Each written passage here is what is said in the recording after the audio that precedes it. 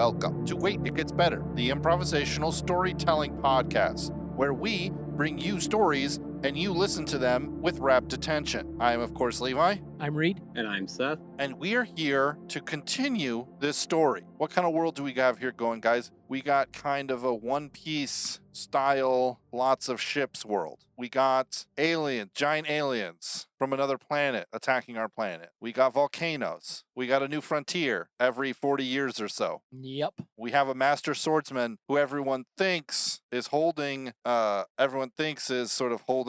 rights to something, but is in fact stopping the apocalypse from happening. Does that sound right? Yeah, and then there's a evil villain. I don't know if we have a name for him yet, but he does have a station on one of the islands where he is trying to open some of these doorways that some people have access to kind of travel between distance, and he's trying to open them to other worlds through time, for whatever nefarious reason he has for that. But. Right. We have a sailing ship captain called Seabreeze, Seabiscuit, Free the Sea. Windsong. Couldn't remember the name. And we have, Reed, I like your map. Reed drew a map because he had history, so he was talking about the world. What are your guys' elements for this week as we try and wrap this story up? I have unique vehicle. I have goal. I have unique weapon. I feel like Seth should go. Okay, then I have a few things to kind of throw out that are, I wouldn't say world building, but a little bit tied in with this to that would kind of bring it to the end of what it might look like. Okay, sounds good. Let's Obviously, hear it. Goal. So I think we had established that these giants that had attacked years ago, they were coming from this other planet. That before this, they were kind of like in a tandem matched orbit or whatever. Orbit. Yeah. I was going to say rotation, but that kind of mirrored there. It would be implied that there was used to be trade. They used to use these gateways to go back and forth. However, everything changed when the giant nation attacked. Right. No. So to put a perspective on that, what I'm thinking is, and I don't know if it would exactly look like this, but each of these planets would have had kind of and I'm not like super sciencey, but you guys are familiar with like the firmament idea, correct? Yeah. Okay, so each of them would have had that, and however, and maybe this isn't sciencey, but this is science fiction, so sciencey fictioning it up here, they would have had somewhat of like a firmament idea that encapsulated each one, and then with the electromagnetic draw, kept them at a proper kind of almost like a magnet. Okay. Now you're saying firmament, like not like what it says in the Bible, the waters below and the waters above. You're talking about like flat Earth theory firmament, like a hard metal dome firmament, right? Not exactly hard metal. It would be more like maybe a little bit more biblical. Okay, so a barrier, but a permeable barrier. I think that's where some of the calamity comes from. Right. Okay. Continue. So then the people on the one planet decided that so they could kind of step through these gateways back and forth. However, then realizing that there was more outside of that, right? They took to space. Right. However, it destroyed their firmament. Yeah. And so then they sent their ships and broke through, and either it's quite damaged or maybe this other one is damaged now, and that's why there's the upheaval and the frozen caps, as you have all that extra material and kind of off balance with the thing. And so now that those aren't there keeping them kind of in their correct magnetic field, it pulls, either the one or the other, into that, I don't know, different orbit that then creates more of the, some of the other calamities that, they're getting. That makes sense. And so, how would I hear it? So ultimately the goal would be, I think, what they might figure out is that the new frontier would be that other planet if they can get to it. Okay. Because kind of like, I don't know, maybe a spoiler for anything, unless you guys had something where there really was something on that other planet, but any of them that jumped that other planet, and maybe they have to deal with some of the same calamities like they deal here, but they took a hard like jump over here to try to think it was better. You're talking about, when you say they, you're speaking of the giants, the the giants. other, Okay. yeah, or the with the perceived giants. They're the other race, but they have the giant suits, right? Right, So right, as they started getting that calamity at first, they tried to jump over here, which then triggered this. And right. so I think so as the goal would be to one, stop the villain from whatever his nefarious idea of, power he's trying to get, but then also open up that gateway back so that it basically opens up another, either for these people to go back to their home world now that they're kind of acclimated to how this kind of particular calamity structure works, and maybe they can try to adjust something on that side, or just open up a whole new frontier that they can get to. Right. And when you say the people, you're talking about the giant people. Yeah. Gotcha, gotcha. Because I remember we had said that some of the people who had manned the giant machines had kind of, put their giant suits, mecha suits down to rest under the ground and then have kind of assimilated into the population. And that's where we get some of our magic system sharing of experience and stuff like that from. Do you guys remember that? Mm-hmm. Yep. Mm-hmm. Yeah. Okay. So the goal is to that's what the giant people that are in this world currently are trying to do, which is travel back. Well, I don't know if they would have kind of forgotten what they were here, but I think the ones that came over here, it was like it was an invasion force. Like their world was Right. being destroyed, Right. but they kind of came onto, like, they jumped one sinking ship onto another ship that was kind of sinking because they also broke through their barrier to come here, and now have just kind of assimilated here. It could be kind of like, Seth, you understand this. Do you know when you're playing Age of Empires and someone starts to invade you and you just send a single villager Yeah. or a group of villagers to your friend's base and then you mine Mm-hmm. all their gold? And it's like, well, you kind of put me in a terrible position. So it's like the giant, that race, the opposite planet, something happened to them that pierced their firmament and their whole thing started to degrade, and maybe they lost their ability to travel via the ways over to the primary planet, and so then they traveled over, but in doing so they destroyed the firmament here, and it was like, we're an invasion force, we'll take you over if you won't take us. But some of them knew that really what they were doing was trying to like escape whatever terrible thing was happening in their planet. Mm-hmm. I like that. It's kind of a complex series of motivations and things. I enjoy that a lot. So the goal is what? To discover what it was that originally attacked them, for them to go back. What's going to be the goal of our hero? Because remember, our hero is a guy trying to become the best swordsman, and his uncle is the Mm-hmm. cartographer. Was it his uncle? Right. Right. Yes. His uncle's the cartographer, and so he's exposed to that end, but he's also sort of going around to these different dojos, kind of Naruto style, kind of Dragon Ball Z Pokemon earning style, kind of badges. Pokemon style, defeating all these great champions. And at some point he has to go, because I remember one thing I thought was really cool was that the main large continents are the ones that are constantly in upheaval. So all of like high society and all of secured society is on these islands, So you go to the mainland and that's where everyone's living in tents and everything's kind of pedestrian, peasant, that's where everything's kind of hard and difficult. But then you go back to these islands and like every square foot of it is like manicured gardens, like beautiful areas. That's the visage that I kind of had for it, but Yeah. Mm-hmm. great.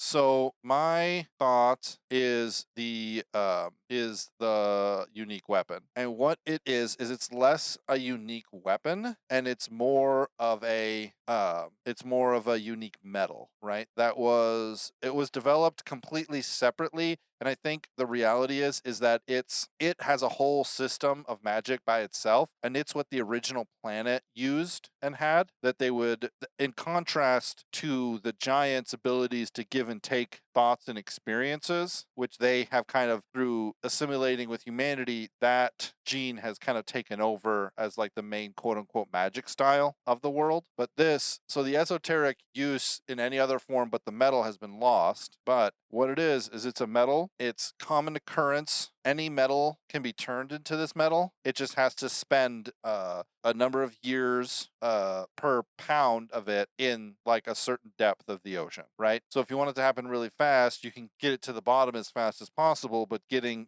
100 tons of metal to the bottom of the ocean and then back is really difficult. So most people just have like a chests, a couple hundred fathoms down, and they go and they put the metal there.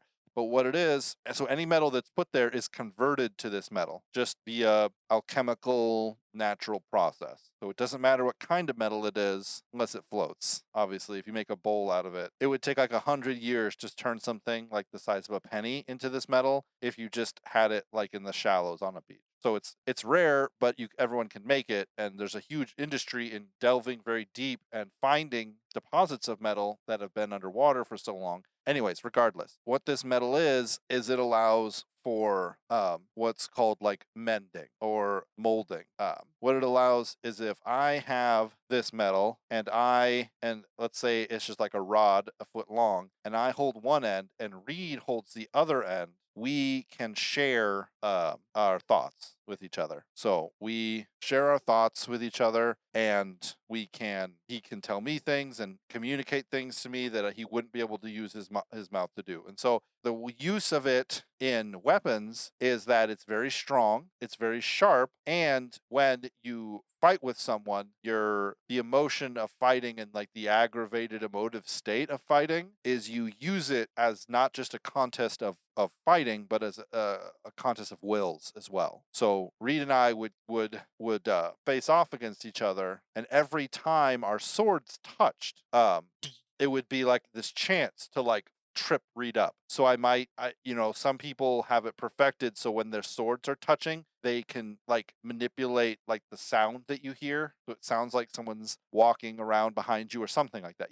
It's just you are allowed to sort of touch each other's minds in that way. And it's what all standard dueling swords and all standard dojos and fighting styles utilize this specific thing, because the idea being is that you have to face your opponent like bare-chested, like open-hearted, like with your heart in your hand. Right.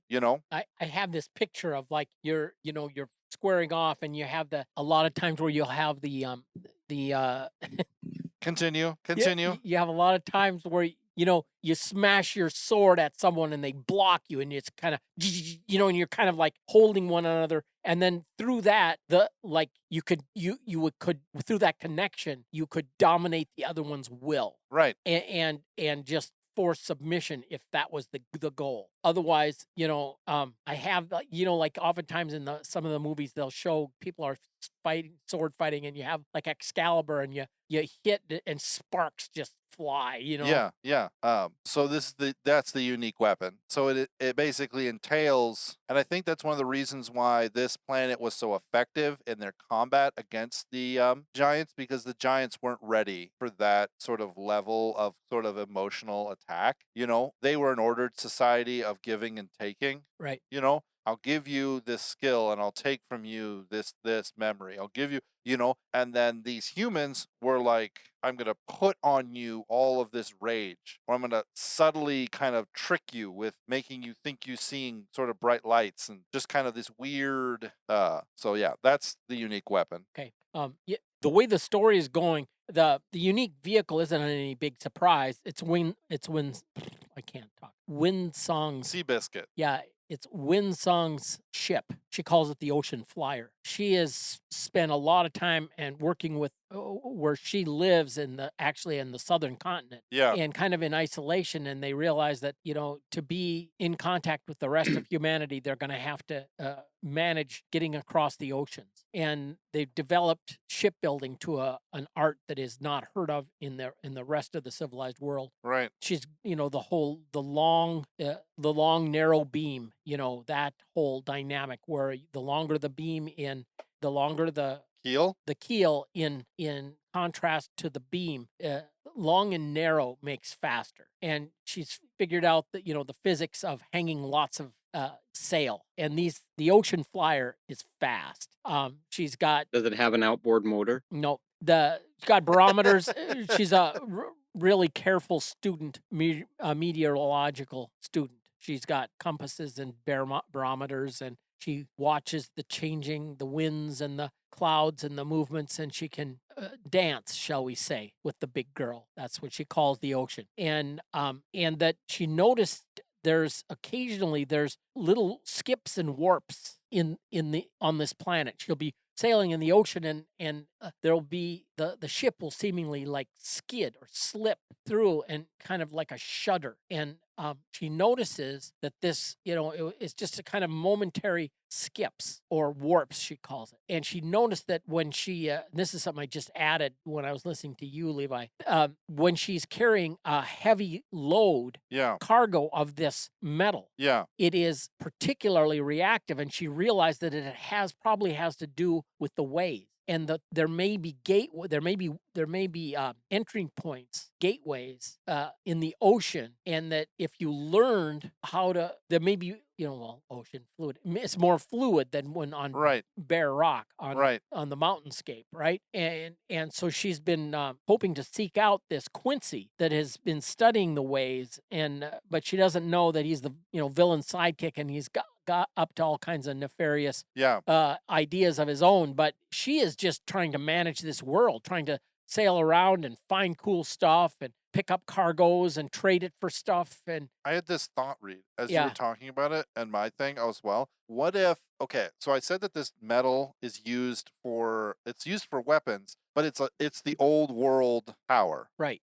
What if the sea biscuit, sorry, what is it? The sea skipper? No, the ocean flyer is the ship. The ocean flyer. Windsong is the wise old woman, and she's the... What if the keel is made of this? Ooh, yeah. Right? Ironclad. The sails have been replaced. Yeah. Right? I was thinking the sails, but the keel is made of this metal, and it comes in and goes all the way up to like the yard arms and the mast. Yeah, and the steering wheel. Yeah. And so when she is sailing, she is essentially connected to the whole ship. Yeah. And what it does is it's the same thing with swords. I just realized this now. It's because it connects you. When you have a sword made out of this, your brain assimilates it as part of your body much easier than a normal sword. So the same thing with the sea biscuit. Sorry, I can't remember the name. The Windsong. No, that's the name of the girl. Yeah, the ocean flyer. The ocean flyer. So when she touches it with her bare skin, obviously, it connects her to the whole ship. Yeah. And that's how she's able, and obviously, her sailors have found it's much easier to go, you have much surer footing on the ocean flyer when you walk around barefoot. Of course. Right? And some people will do it, but even in the far north, they will do it because when their feet are touching it, they are communicating the emotions to the whole crew. Sort of becomes a giant organism together. Yep. And that's why she's so legendary, and that's why she's so famous, and she has this kind of sixth sense about things, and she can notice things. That's kind of an interesting, and there could be other things like that, but this is like that. Yeah. I like that. That's cool. Not to completely change your entire ship and make it. No, I was kind of headed that way anyway. Yeah. And it's funny, it just kind of dropped into place. Yeah, absolutely. So I have an idea. So as far as like the goal, how it deals with the hero, perhaps the guy that's on top of the mountain, right? So he's from ages ago. All he knows and remembers, even though he's kind of pulled all these memories and stuff from all these people that come to fight him. Yeah. He is trying to stop this this gate because he's got like the key to the gate that would open back up to that other world, correct? Right, yes. And so maybe that's what the hero's goal for that would be. Maybe in their things, they learn that that's where then they need to open, the gate so that when it lines back up, people can re-travel back to that other planet and assess what's going on there. Right. It could be something like people want to travel there, or the villain wants to travel there, and he's kind of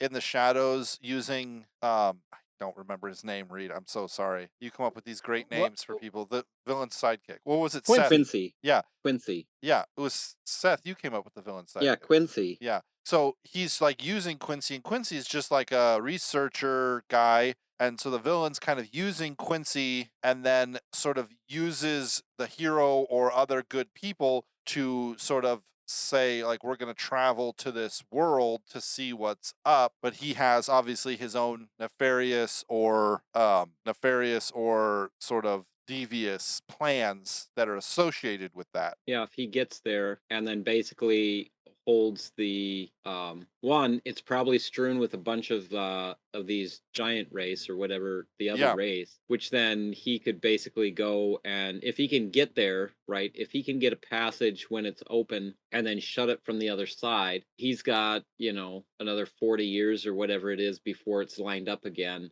and to basically pull all the knowledge off of basically the Right. dead on this other planet. Right. It could be, he could even be, the villain could be one of these other giant race, who has essentially entrenched himself in the nobility or in the sort of upper echelons of the government or as some kind of criminal and is basically trying to go back, so that he can kind of like restart the rebellion. Because as he sees it, I that's kind of this interesting thought is that like someone attacked the giants' world before they came and invaded ours. We used to be allies with the giants. Right. And that's a history that people don't remember except for the guy on the top of the mountain, So I don't think it's that someone attacked them. It's that they figured out like space travel. And that's what destroyed their thing in the first Okay. place. Gotcha. So now that they're where they're at, not only, that other planet that comes by, but this planet that they're sitting on does not have any of the knowledge of how to basically get off of it. They can use the ways, to travel back and Right. forth, but then obviously you would have to have some connection to open a way somewhere. But that's what caused their calamity in the first place was them, reaching for the stars, breaking through their Firmament, which then messed up the rotation pattern, the orbit. orbit. Yeah.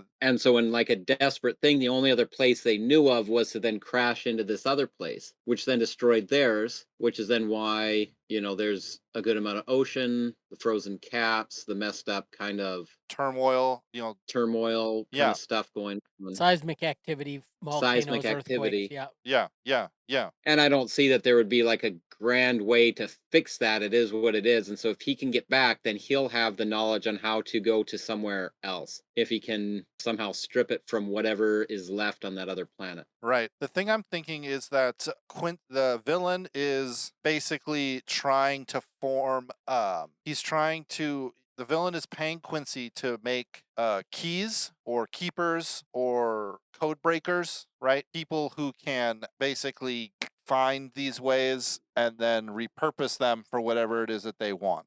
So these experiments that are being done on people that Quincy is doing, in Quincy's mind, it's all in the name of science at first, but the ultimate goal is for the villain to be able to, once we launch our assault on the plateau, right, we need someone who knows how to use the key and the sword and activate all the stuff. And we don't have any knowledge for them. All we have is we need to teach people how to intuit it, so that's kind of an interesting, the question is does the story end with them getting, because I feel like you have the hero who is kind of a little bit aimless, he's just kind of going around and he travels sometimes with his uncle in the plains and stuff like that. Other times he's, traveling to the various islands, slowly acquiring his, filling out his swordsmanship passport so that he can get passage to the mountain, right? Kind of not selfish. It's not selfish to try and do something really great, crazy for yourself, but he's not a hero. He's not like, I'm going to save the world. That's not the place that he's in. That's not how he's viewing fighting this guy. But I kind of have this idea that before the villain is sort of revealed, or Quincy is kind of revealed, that the hero gets kind of a sponsorship. He's gotten enough wins under his belt that he can start making his way towards the continent where the mountains and the plateau are. Right. And so the villain, it's like, this is just another guy who we can have to go up there and try and, win this thing back from this guy. And the villain's been kind of trying to get someone to win against the swordsman at the top of the mountain for like hundreds of years now. So here's an idea. See how this goes. Maybe the villain has found a way to open his own personal gate, right? But only in that transfer when someone defeats that swordsman. Okay. So our hero defeats the swordsman, right? But Okay. he's up there alone. However, then some of our other, let's say, side heroes, sidekicks, whatever, they come across what the villain has in mind. But then he escapes with him and his whatever entourage he takes with him. However, then being at the top of the mountain, he can open, not the villain, but our hero, he can then open the gate back up to let other people across, who then have to then maybe with it ending with, some of our heroes from this story opening a gate to jump over to try to catch him in this, presumably empty world. Right. Right. As that's kind of then moving in towards the calamity section on this one and that one, really. So they're kind of jumping, they're hell divers. Yeah, basically. Jumping into an unknown world with who knows what's in there, to chase the one guy. I don't know. Yeah, I kind of like that. Yeah. You can make a sort of a diverse enough cast. The hero's sidekick, I was just thinking, hero's sidekick could be like a guy who escaped from this compound that Quincy has. Yeah, he was one of the experimentees. Yeah. Yeah. And or him and his twin sister escaped, and one of them can see the ways and one of them can enter the ways. Yeah. And so it's kind of invaluable to have both of them. And I like this. It's kind of a weird, it kind of I almost want to do three more on this, because I have this feeling in my guts that it's got really interesting potential. But here we are kind of at the end. We typically do about 3 per story, and we've kind of wrapped it up, but I'm also feeling maybe this is what I should write a short story about next year or this year, 2025. So Yeah. This is a good storyline. Yeah. It's a lot of fun. Yeah, you could do backstories, like the whole process of Windsong, exploring, and finding after the last upheaval with the volcanoes and stuff, and finding, new deposits of certain resources and whatnot. And there's all kinds of things that are going on. Yeah, the cartographer and everything he's doing. Yeah, and Let alone all the backs. I would say that there's a whole gaggle of people that at some point they'd either have to free at that island, right,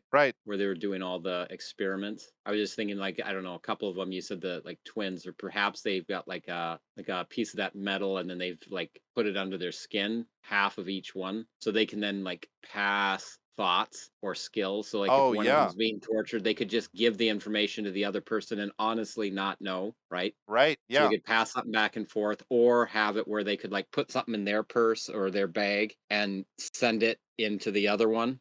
Or almost like mini portals or ways. A thing I was thinking of is Quincy could have, this is kind of messed up, but he's a bad guy, so it's okay. Kind of have an interrogation method where you're laying down on a bed, and he has acupuncture needles in you, connected to a symphony of people who are all communicating to you really specific information, and kind of creates an artificial, a program creates an artificial reality. And so you're sitting there thinking that you're talking to your father, but it's really 30 people around you, feeding you all this little tiny stimulus, really in a really complex way.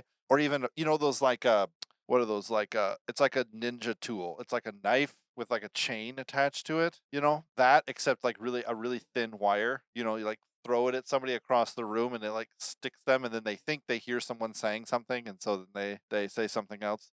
I like the idea of being able to kind of it's metal. I don't know. Yeah. I had all these weird kind of disparate ideas that I'm these kind of deserve some follow-up. So maybe I will try and write a short story based in this world, because it's got a really cool, I love the One Piece motif that my brain keeps coming back to, with the ships and the islands and the pirates, and then the exploration and the swords, and I'm going to be the best. It's very anime. The whole thing is very anime, and I like it a lot. So I think that's what I'm going to do. Instead of continuing the story on, I'm going to try and write a short story on this year. That's my plan. That sounds good. Yeah. Seth, you got anything else you want to add to the story before we wrap it up? No, I think that's it. Great. Ladies and gentlemen, thank you so much for joining us for this episode of Wait, It Gets Better. If you like this episode, if you want to listen to my short story, God bless you. If you want to, though, send me an email at waititgetsbettercast@gmail.com, or send me a message on Twitter at @getsbettercast. We'd love to hear from you. Love to hear your suggestions, your comments, your critiques, and just relax a little bit, guys. Just wait, because it gets better.